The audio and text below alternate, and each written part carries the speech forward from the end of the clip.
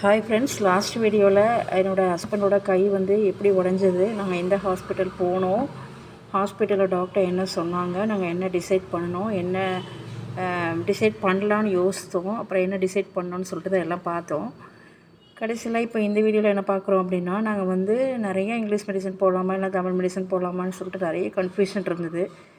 But at last எடுத்தோடனே அவங்க operation பண்ணணும்னு சொன்னோடனே ரொம்ப இதாகிடுச்சு. எக்ஸ்ரேல பார்க்கும்போது லைட் கிராக் மாதிரி தான் இருந்தது. பட் அவங்க அதை ஆப்ரேஷன் பண்ணால் மட்டும்தான் சரியாகும்.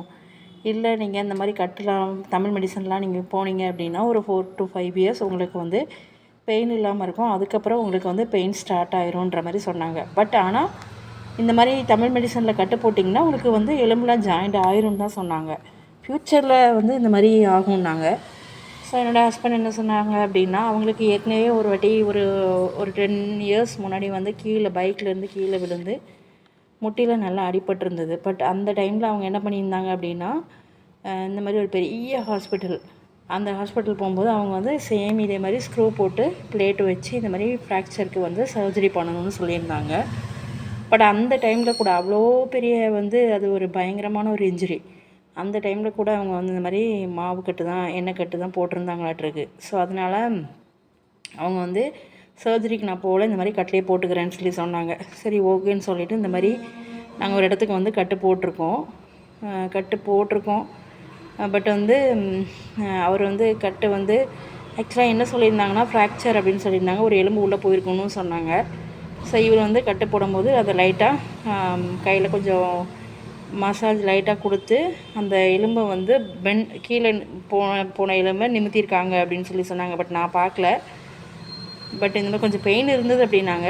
ஸோ இந்த மாதிரி எண்ணெய் வச்சு தடவி அந்த கீழே போன எலும்பை வந்து நிமித்தி அதை வந்து கட்டெல்லாம் வச்சு அந்த மாதிரி பேண்டேட் போட்டு நல்லா கட்டி விட்டுருக்காங்க. டெய்லி வந்து ஆயில் அவங்களே கொடுத்துட்டாங்க. டெய்லி ஆயில் அப்ளை பண்ணுங்கன்னு சொல்லியிருக்காங்க.